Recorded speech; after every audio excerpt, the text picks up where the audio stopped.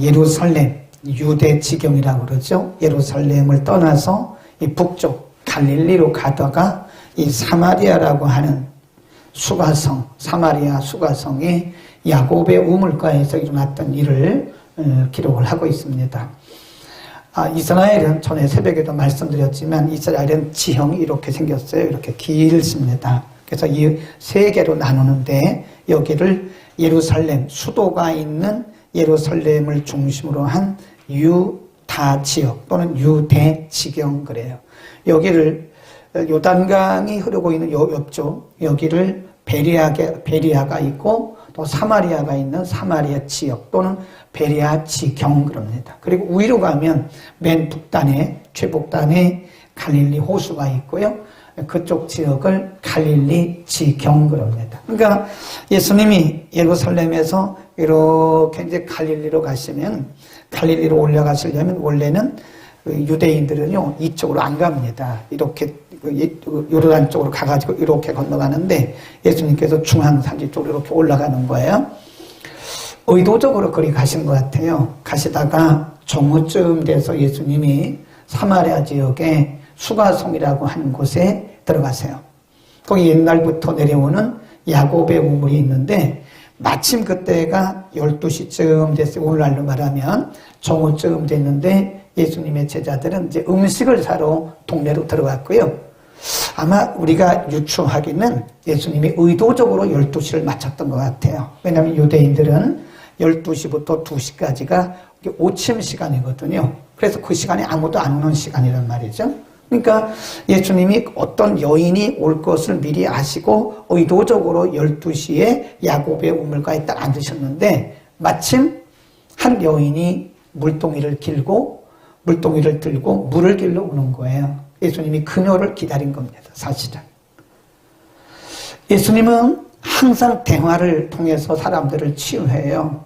그 여인에게 내가 누구냐 이렇게 묻지 않고 물을 길러 왔기 때문에 그 여인에게 물에 대한 얘기를 먼저 하십니다. 그게 전도 방법이라 그래요. 우리가 미용실에 가서 그 원장님들을 전도하려면 머리에 대한 얘기를 해야 됩니다. 가자마자 주 예수를 믿으라. 그래야하면 그렇게 하면 안 된다는 거죠. 컨택 포인트라고 그래요. 접촉점. 예수님이 사마리아 성에 들어가서 야곱의 우물가에 앉으시고 이제 물 길러 온 여인에게 좀 물 좀 주시오.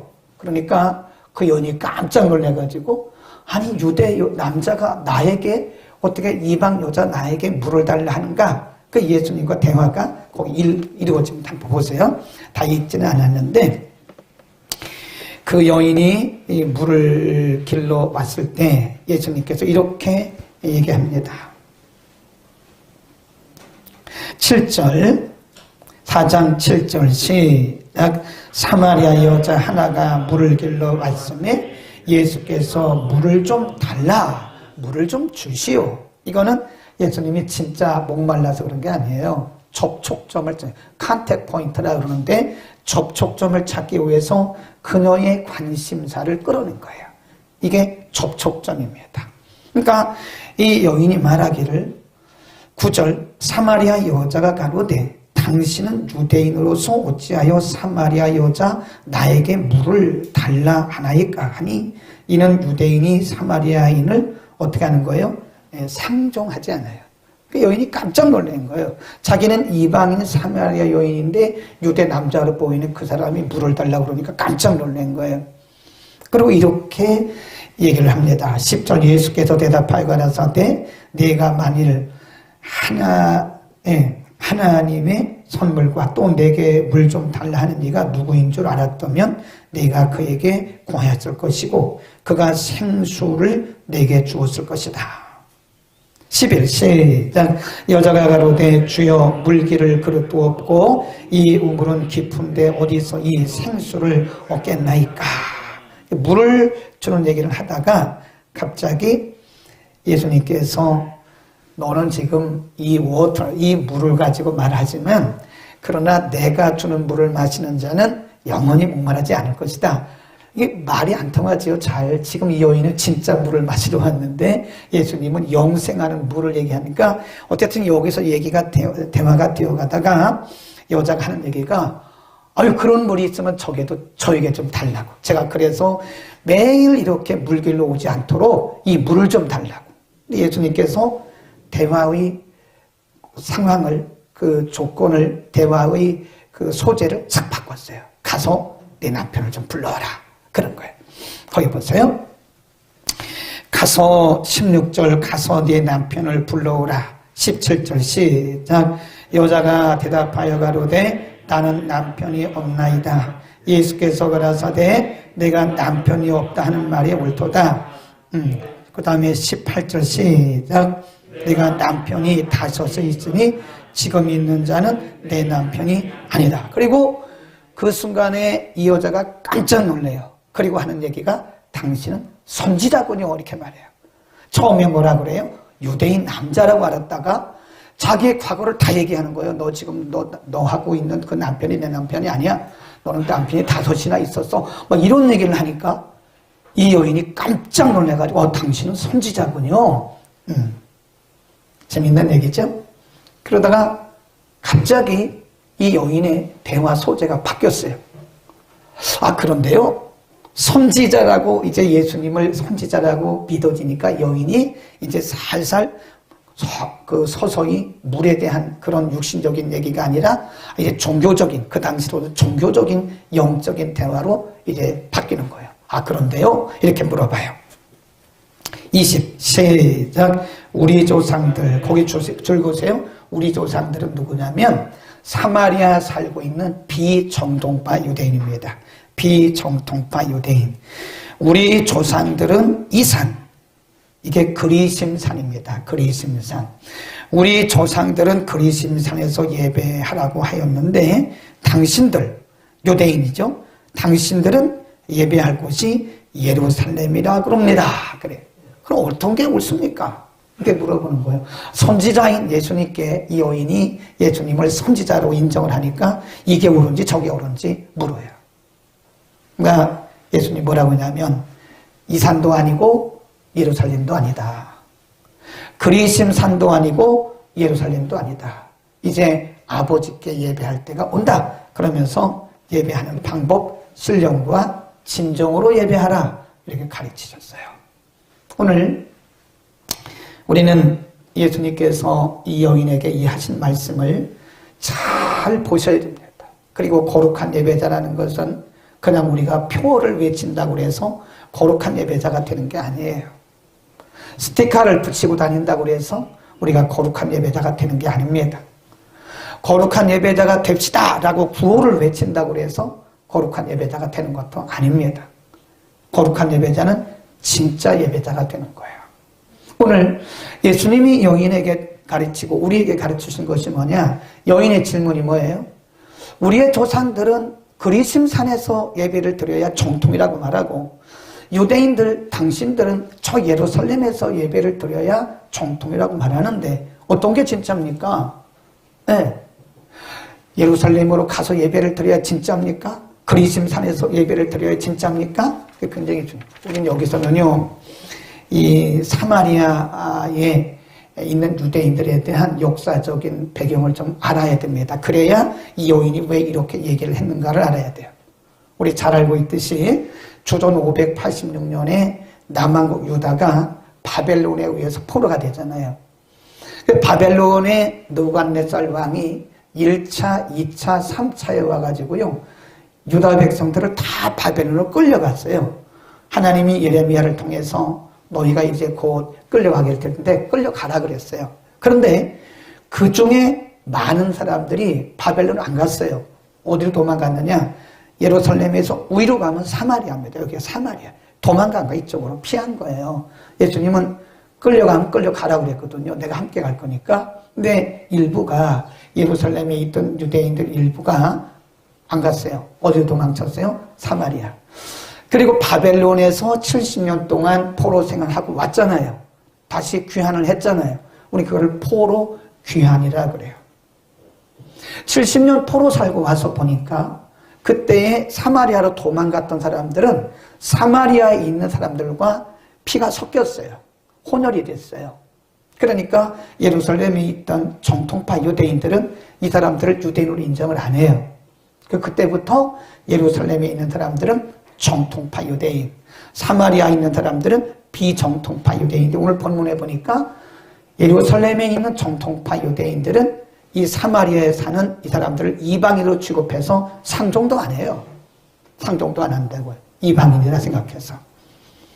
그때부터 비정통파와 정통파 사람들의 유대인들의 예배 초소가 바뀐 거예요.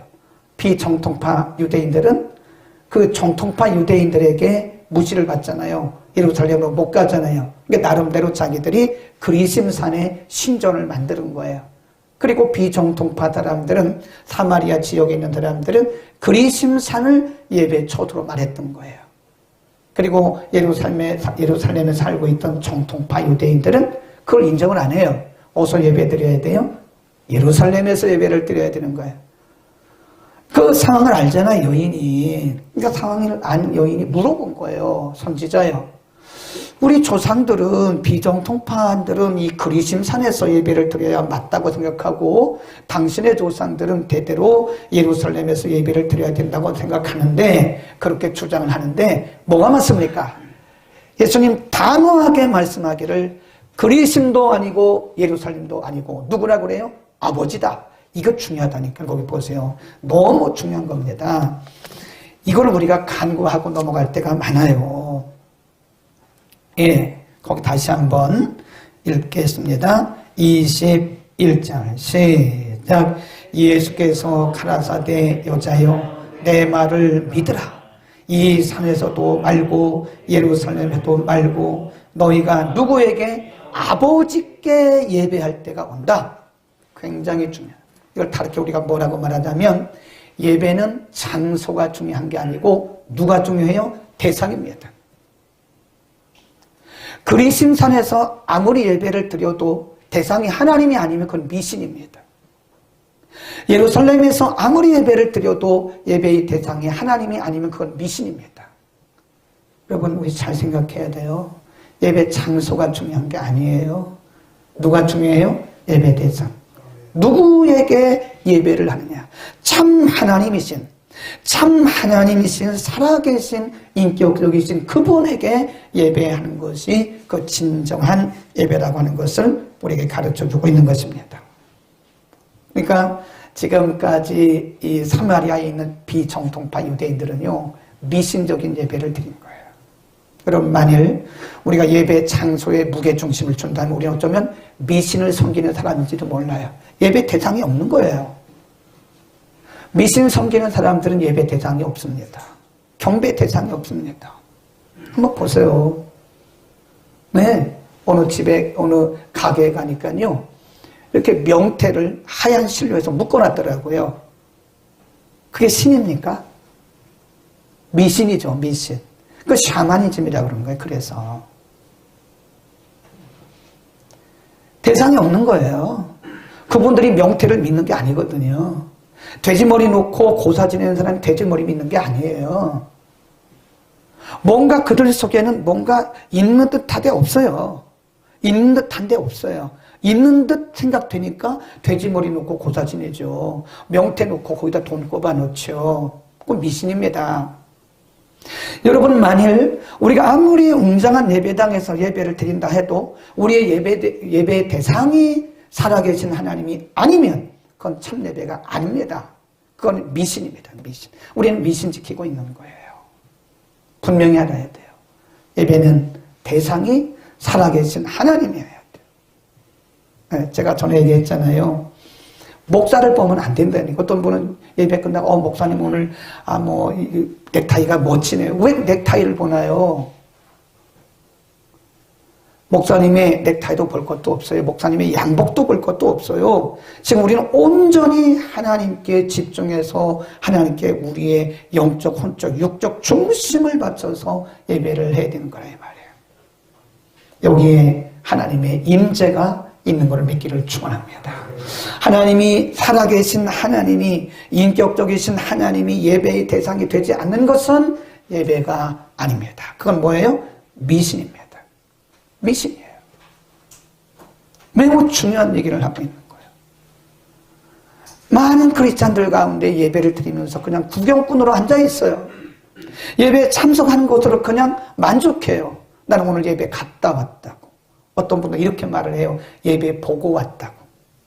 그분의 말이 틀린 말이지만 그 말 속에 그 사람의 사상도 들어있어요. 대개 보면 우리가 하는 말 속에는요, 그분의 사상이 들어있어요. 틀림없습니다. 우리가 대화를 해보면 그래서 그분의 영성을 알 수 있어요. 깊은 영성이 없는 사람은 깊은 영성적인 말을 쓸 수가 없어요. 왜냐하면 아니 내 영성이 그거밖에 안 되는데 어떻게 깊은 영적인 말을 씁니까? 못 씁니다. 우리는 오늘 우리가 이 진정한 예배자인가? 내가 예배를 지금 보러 왔는가? 예배를 드리러 왔는가? 예배를 보러 온 건 아니죠? 네, 예배를 보러 온 거는 사람 보러 온 거예요. 물론 표현이 좀 그렇게 해서 그렇긴 하지만 예배는 보는 게 아니고 예배는 드리는 거랍니다. 아멘. 그래도 우리가 말을 표현을 잘해야죠. 야, 예배 보러 가자. 구역 예배 보자. 새벽 매제 보자. 그렇게 하지 말라는 거예요. 드리자. 살아계시고 인격적이신 하나님이 우리의 인격의 대상이 돼요. 재밌는 얘기가 있잖아요. 어떤 분이 장례식장에 갔대요. 장례식장. 장례식장 하니까 상주들이 막 울더래요. 막. 그러니까 이분이 자기도 너무 슬퍼가지고 자기도 그냥 거기 분위기에 취해가지고 막 울었대. 나중에 보니까 누가 돌아가신 거야? 그럼 한참 울다가 물어봤대. 누가 돌아가셨어요? 나도 몰라. 그래야 되잖아요. 비슷한 거잖아요. 실컷 울고 나서 누가 돌아가신지도 모르는 거라. 분위기에 취한 거예요. 우리는 그런 예배자가 되지 않길 바랍니다. 우리 예배 대상. 이 산도 말고 예루살렘도 말고 예배하는 자는 아버지께 예배할 때가 온다. 살아계신 아버지, 인격적이신 그 하나님께 예배하는 자가 진정한 예배인 것입니다. 그 예배는 엄밀히 말하면요. 그래서 분위기에 도취돼도 안 돼요. 잘못하면 예배의 주인공이신 예배의 대상이신 하나님을 잃어버릴 수 있습니다. 너무 분위기에 도취되지 마세요. 제가 그럴 때 막 그런 얘기 가끔 하잖아요. 찬양할 때 사람들이 너무 감정 도취해서 막 찬양하다가 나중에 보면 성령님을 생각하는 것이 아니라 자기 감정에 도취돼요. 그냥.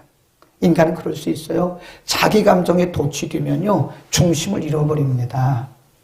우리는 분위기에 도취될 것도 없고요. 그래서 항상 우리는 내가 지금 누구에게 예배를 드리는가, 코람데우의 신앙이 진짜 필요한 거예요. 그러니까 누가 왔나 안 왔나 이런 것도 별로 중요한 게 아니에요. 몇 명이 왔나 그것도 중요한 게 아니에요. 정말 나는 지금 살아계신 하나님과 내가 지금 인카운팅하고 있는가, 그 하나님을 내가 지금 만나고 있는가 매우 중요하다. 아멘. 그 다음에 또 뭐라고 말씀하셨냐면 신령과 진정으로 예배하는 자를 찾는다 이렇게 말씀하시고요. 거기 보세요. 24절 시작. 하나님은 영이시니, 이게 중요한 거예요. 하나님은 영이시니 예배하는 자들은 신령과 진정으로 예배하라. 하나님은 육이 아니시죠. 그러니까 분위기가 중요한 게 아니에요. 장소가 중요한 게 아니에요. 영이세요. 영. 하나님은 영이시기 때문에 예배하는 자들은 신령과 진정으로 예배를 해야 된다. 신령이라는 단어가 우리가 전통적으로요, 신령하다 그런 얘기를 많이 하잖아요. 근데 이게 원문에 보면 그런 의미가 아니고요, in spirit. 그래서 성령 안에서 그런 뜻입니다. 신령으로 그 말은 spiritually, 영적으로 그런 얘기예요. 영적으로 그 말은 뭐죠? 육적인, physically, 이거와 반대되는 거죠. 그러니까 우리가 예배를 드릴 때 육적인 예배 드릴 수 있다니까요. 근데 성경은 분명히 무슨 예배 드리라고 그래요? 영적인 예배 드리라는 거예요. 네. 육적인 예배 드리지. 하나님은 영이시기 때문에 육적인 예배가 아니라 영적인 예배를 드려라. 영적인 예배. 아멘. 그래서 신령이라고 하는 것은 영에 속한 또는 영적인 그런 뜻입니다. 그래서 우리가 예수님께서 가르치는 예배는 영으로 드리는 예배다. 그래서 성령의 임재가 있는 in spirit. 이 말은 성령으로 성령 안에서 그런 뜻이에요. 우리가 spirit 할 때 보통 이게 SPRIT 이렇게 SPIRIT잖아요. 근데 이 보통 그 영어 성경을 보면 대문자로 뒤에 대문자로 쓴 것은 성령을 의미하는 거예요. And spirit. 그러니까 소문자로 쓰면 그냥 영 안에서 그런 뜻인데 대문자 spirit 그러면 이게 성령 안에서 그런 뜻이에요. 그러니까 예배는 하나님은 영이시기 때문에 예배는 성령 안에서, 다르게 말하면 예배는 성령의 임재와 감동이 있어야 된다. 아멘. 그래서 예배는 거룩한 예배를 드려야 되는 거예요. 우리끼리 모여서 예배한들 하나님의 임재가 없는 예배는 거의 참 예배가 있겠습니까? 세레모니한 거죠. 월십이에요. 월십. 하나님 앞에 살아계시고 인격적이신 하나님 앞에 우리가 나아가는 것이 그게 월십입니다. 세레모니가 아닙니다. 우리끼리 모여가지고 하는 것은 세레모니입니다. 예배의 주인공, 예배의 대상, 그 하나님 앞에, 영이신 그분 앞에 우리는 정말 성령의 감동이 있는, 성령의 임재가 있는 그런 예배를 드려야 되는 것이다. 아멘. 그래서요, 우리가 전통적 그리고 보수주의적, 청교도적 그런 교회는요, 교회 안에 이런 데코를 안 합니다. 데코를 안 해요. 어떤 교회가 보면 진짜 이 전통적 복음주의 교회는요, 꽃꽂이도 안 해요.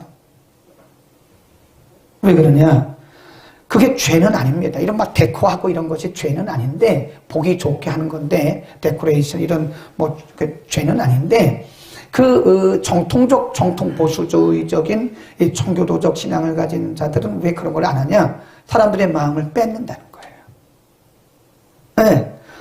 사람들의 마음이, 중심이 하나님께로 가야 되는데, 잘못하면 우리의 중심이 이런 것들에 다 뺏길 수 있다는 거예요. 성령의 임재, 성령의 감동이 있는 이 예배가 참 예배다. 하나님은 그렇게 예배하는 자를 지금도 찾고 계시는 것을 믿기를 축원합니다. 예배는요, 1대1의 관계라고 제가 지난주에 말씀드렸죠. 여기 1000명이 모여드려도요, 1000명 예배가 다 연락된다고 보면 안 됩니다. 어떤 사람의 예배는 가인의 제사처럼 이렇게 하나님께서 기뻐하지 않을 수도 있어요. 다 1대1의 관계. 저도 지금 예배자예요. 제가 설교하고 있지만 저는 제 역할상 말씀을 전하는 예배를 드리고 있는 거예요. 저의 예배가 응답될 수도 있고 여러분의 예배가 응답될 수도 있고 어떤 경우는 어떤 분의 예배는 그냥 예배가 응답이 안 될 수도 있고 연락이 안 될 수도 있는 거라 이거예요. 예배는 1대1입니다. 기도도 1대1인 것처럼 예배도 1대1. 우리 생각해 보세요. 우리가 이렇게 예배를 드리고 우리가 이렇게 많은 시간을 드렸는데 우리의 예배가, 우리가 드린 예배가 하나님 앞에 연락이 되지 않았다면 얼마나 억울하고 슬픈 일이냐 이거예요. 성령의 임재가 있는 예배, 성령이 감동하시는 예배, 아멘. 이런 예배를 드리려면 우리가 최소한도 준비해야 됩니다. 뒤에 다시 말씀드리겠지만 준비 없는 예배가 정말 그게 영적인 예배일 수 있을까요? 성령이 역사하는 예배일 수 있을까요? 정말 우리는 하나님 앞에서 하나님이 연락받으실 예배를 드리기 위해서 많은 준비를 해야 됩니다. 제가 전에 들은 얘기인데 목사도 한 편의 설교를 준비하기 위해서는요 굉장히 노력을 합니다. 애를 씁니다. 어떤 장로님은 자기 기도 차례가 되면요 15일 전부터 준비를 한대요. 자기 부인 옆에 오지도 못하게 한대요. 기도 준비해야 되니까. 그래서 조금 심하다 생각을 했어요. 아니 15일 전부터 그렇게 부인도 옆에 못 오게 하고 그렇게 기도 준비를 하나? 그런데 어떻게 보면 그게 맞을 수도 있어요. 기도 준비 없이 할 수 있죠. 늘 하는 기도니까 와가지고 그냥 하나님 아버지 그냥 입에 붙은 기도 할 수 있겠죠. 그러나 주님은 그 기도를 받으실 주님은 우리의 중심을 보시고 언제부터? 준비하는 순간부터 보신다는 거예요. 아멘. 우리는 영적인 예배, 육적인 예배가 아닌 사람 보기 좋은 그런 예배가 아닌 하나님이 받으실 신령한 예배 그리고 성령의 임재가 있는 예배를 드려야 된다. 그 다음에 또 무슨 예배를 드리라고 그랬어요? 신령과 진정. 이 진정이란 말이요, 여러 가지 의미로 해석이 되더라고요. 근데 이게 진정이란 말은 in truth, 진리 안에서, truth이 진리잖아요. 진리 안에서 예배를 드려라.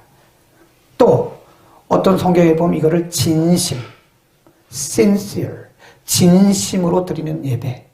진리 안에서 진심으로 그리고 중심을 드리는 예배를 진정으로 드리는 예배다. 그러니까 진정, 신령과 진정으로 예배하라 그 말은요, 이 진정이란 말은 하나님의 말씀이 이 기초가 돼요. 토대가 돼야 돼요. 그러니까 말씀이 토대가 되지 않는 예배는 무슨 예배라고 그랬어요? 미신적 예배. 신령과 진정 안에 그 말은 성령과 진리 안에서 하나님의 말씀이 기본이 되는 그런 예배. 이제 가끔 보면 타종교인들이 종교 행사를 해요. 뭐 별거 다 합니다. 별거 막 차려놓고 별거 다 합니다. 그런데 그거 하다가 이거 하고, 이렇게 막 하다가 또 사람 오면 전화 받고, 이거 하다가 또 이거 하고, 그러더라고요. 이렇게 보니까. 그 참 신기하더라고요. 막 이렇게 뭐 하다가, 자기 종교 행사 하다가 누가 오니까 막 인사하고 어서 오시라고 그러고 또 전화 오니까 전화 받고 막 이러더라고요. 아, 저거는 지금 행사하는구나, 행사. 종교 행사하는구나. 근데 예배는 그러면 안 돼요. 예배는 종교 행사가 아니에요. 예배를 세리머니로 하는 사람들은 행사적으로 합니다. 행사적으로. 자, 우리 첫 번째 이거 하겠습니다. 두 번째 이거 하겠습니다. 세 번째 이거 하겠습니다. 그건 물론 맞죠. 그렇게 해야 맞죠. 그러나 중요한 것은 진리가 토대가 되지 않는 거 안 된다. 하나님의 말씀이에요. 말씀. 그래서 개신교회는요, 항상 강단이 가운데 있어요. 강단이. 그 상징적으로 그러는 거예요. 개신교회가 강단을 항상 가운데 두는 것은 말씀 중심이라는 거예요. 말씀 중심. 모든 것에 말씀이 중심이라고 하는 것을 상징적으로 보여주기 위해서 개신교회는요, 항상 강단을 중간에 둡니다. 항상. 물론 어떤 교회는 뭐 요즘에 강단을 옆에 두는 교회도 있는데, 그래도 목사님이 말씀 전하는 강단은 항상 옆에 가운데 있어요. 사회 보는 것은 옆에 있지만 말씀 전하는 강단은 항상 중앙에 있어요. 이건 상징이죠. 예배의 중심은 말씀입니다. 그래서 말씀 들을 때 우리가 예배 드리면서 말씀 곁듣잖아요. 곁듣잖아요. 그러면 예배 제대로 드린 게 아니라니까요. 옛날에 이런 분이 계셨어요. 연세 드신 분은 예배 시간에 졸더라고요. 다 그런 건 아닌데 연세가 드시면 이제 기력이 떨어지니까 어쩔 수 없는가 봐요. 그러니까 예배도 건강할 때 잘 드려야 되더라고요. 근데 그분은 연세가 드신 것도 아닌데 가만히 있다가 목사님이 설교만 하면 졸아. 그리고 언제 깨는지 아세요? 광고할 때 깨. 광고는 안 들어도 돼요. 그거는 중요한 게 아니에요. 그건 본질이 아니에요. 비본질이에요. 그래서 제가 옆에 있는 분에게 이쑤시개를 하나 드렸어요. 그래서 제가 그분에게 이쑤시개를 좀 찔러라고. 아니, 중요한 시간에, 하나님을 만나는 시간에 하나님의 임재 앞에서 저렇게 말씀을 안 듣고 졸고 앉았으니 이 중요한 시간에 얼마나 안타까우냐. 그러니까 이쑤시개를 주고 찔러라. 졸고 그러면 찔러라고. 목사님의 설교가 시작이 됐어요. 열심히 졸더라고. 제가 그래서 눈치를 착 했어요. 그랬더니 이분 옆에 탁 찔리더라고. 그러니까 아따고 목이냐? 모기가 문줄 알고 목이냐? 그리고 저는 다시 또 졸기 시작하니까. 그 내가 불렀어요. 집사님. 아니, 집사님 왜 목사가 설교만 하면 좁니까? 그랬더니 저도 몰라요. 그 내가 작정하고 기도하세요. 저도 몰라요 라고 말하지 말고 작정하고 기도하세요. 그거 극복하지 않으면 안 됩니다. 아니, 왜 광고할 때는 왜 깨요 그러면? 근데 깨진대 그때는. 광고할 때는 일어나진데 재밌는가 보지 광고가? 말씀은 재미가 없고. 여러분, 하나님의 말씀이 기본이 되지 않는 예배는 잘못하면 샤머니즘, 미신적인 예배가 될 수 있어요. 예배는 핵심에 항상 말씀이 있어야 되고요. 그 다음에 진정으로 예배하라. 그 말은요, 진심입니다. 진심. 진심으로. 우리가 사람들에게 이렇게 말을 해주잖아요. 제가 요즘에 깨달은 게 시대가 어렵기 때문에요. 자꾸 위로하는 말을 해야 되겠더라고요. 사람들에게 위로하는 말, 조금이라도 상처 주는 말 하지 말고요. 위로하는 말, 힘주는 말, 용기 주는 말, 사람들이 살아나더라고요. 근데 자기 중심이 없이, 아유, 찬양 너무 잘했어요. 입에 붙은 말을 우리가 뭐라 그래요? 립 서비스. 립이 뭐예요? 입술이잖아요. 그냥 말로만 중심이 담기지 않은 말을 립 서비스라고 그래요. 그 본인이 압니다. 아, 저걸 립 서비스 하는구나. 저는 립 서비스 한 거 아닙니다. 진짜로 얘기한 거예요. 예배를 드리는데 형식만 갖추는 형식만. 그리고 자기의 진심이 안 들어가 있는 거예요. 우리가 선물을 줘도요. 선물이 비싸고 싸고 그게 중요한 게 아닙니다. 우리가 선물을 받아도 그 사람이 진심을 담아서 줄 때는요. 10,000원짜리도 100만 원보다 더 크게 받아요. 이거요. 그리고 평생 기억이 되는 거예요. 네.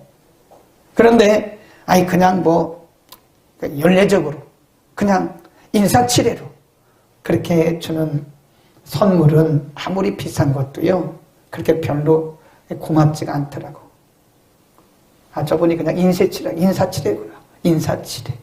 인사치레로 하는 말, 형식적으로. 인사치레로 주는 선물, 형식적으로. 그것은 별로 의미가 없어요. 제가 보니까 인간관계에서도 그런데 하나님 앞에서 우리가 인사치레로 예배드려요. 저는 목사기 때문에 예배드려야 됩니다. 목사기 때문에 예배를 드려야 되는 거예요. 나는 장로기 때문에 장로기 때문에 예배를 드려야 되는 거예요. 나는 안수집사기 때문에, 이 때문에가 사실 위험한 거예요. 목사기 때문에 예배를 드리는 게 아니에요. 목사라 예배를 드리는 것도 아니고 나는 예배자로서 예배를 드리는 거예요. 형식적으로 우리가 중심을 담아드리지 않는 진정으로 예배를 드리라 그 말은 진심으로 드려야 돼요. 습관적으로 하지 말라는 거예요. 우리 예배가 습관적으로 예배 드려지면 하나님께서 그걸 받으시겠어요? 너 습관적으로 드리고 있구나. 너 중심도 없네. 내가 보니까 껍데기만 앉아있네. 알맹이는 없네. 주님이 우리를 보실 때 너 그냥 앉아있는 거야. 너는 지금 중심이 없네. 내가 받기를 원하는 것은 너의 중심인데 너의 중심이 없네. 하나님이 그렇게 말할 수 있어요. 오늘 아침에 어느 교회 설교를 잠깐 이렇게 보니까요. 우리하고 너무 똑같아요. 좀 다르긴 했지만 신령과 진정에 대한 말씀을 그렇게 강조를 하시더라고요. 우리 한번 말라기 1장을 찾아볼까요? 형식적인 예배는 의미가 없습니다. 하나님 받지도 않으십니다. 말라기 1장 6절입니다.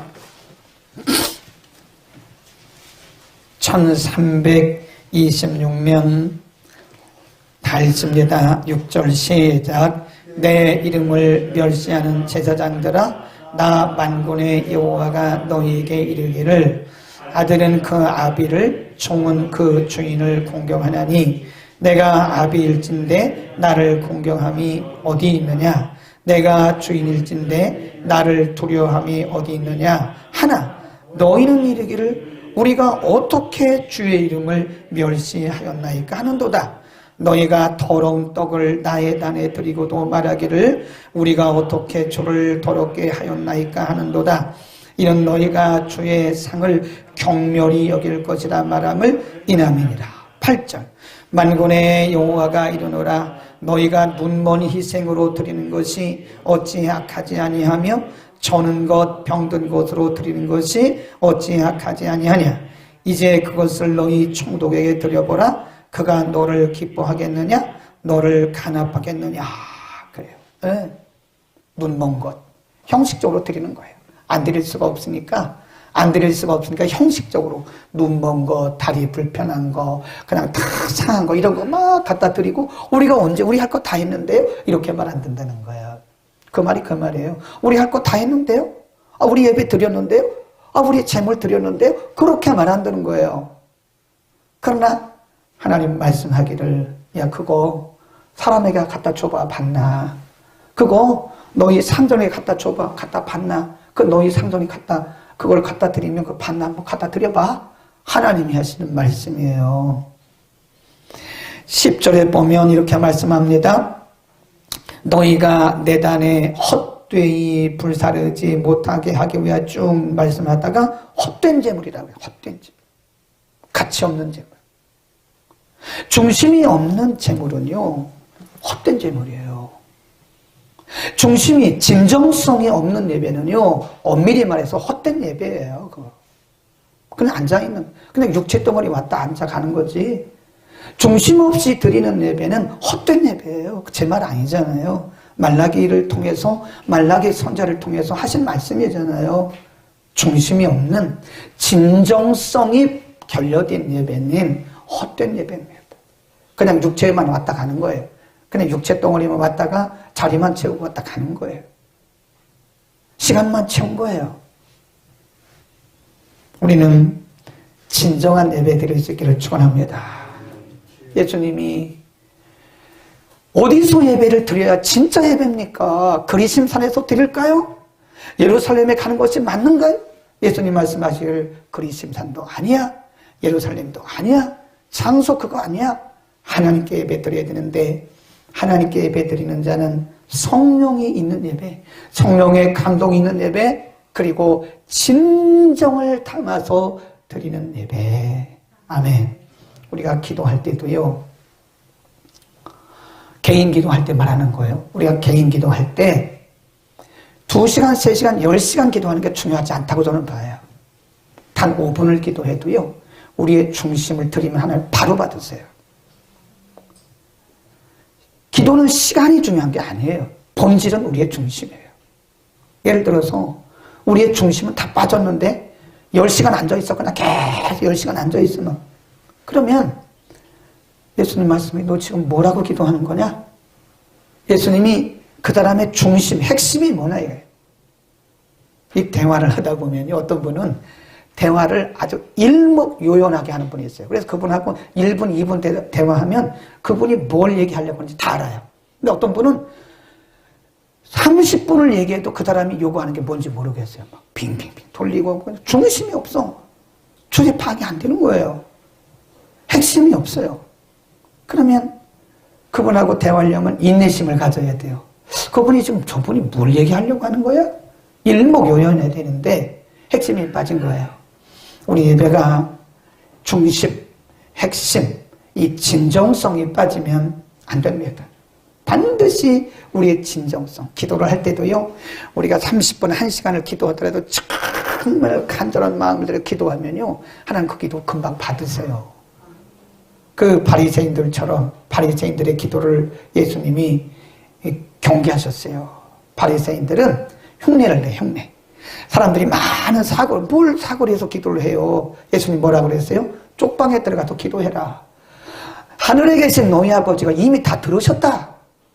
너희는 왜 종교에 흉내를 내냐? 바리새인들은 그냥 길 사거리에 가서 손을 들고 막 그렇게 기도한다는 거예요. 소리를 내서 기도한다는 거예요. 예수님 말씀하시기를 그렇게 중언부언하지 마라. 너희의 중심을 다해서 쪽방에 들어가서 너희의 골방에 들어가서 문을 닫고 기도해라. 하늘에 계신 너희 아버지가 다 들으셨다. 예배도 그렇지 않을까요? 예배도. 그리고 예배가 하나님 앞에 우리의 진정성이 들어가야 된다. 아멘. 말라기 시대처럼 헛된 재물, 헛된 예배 드리지 않기를 정말 바랍니다. 저도 헛된 예배자가 되면 안 되겠죠?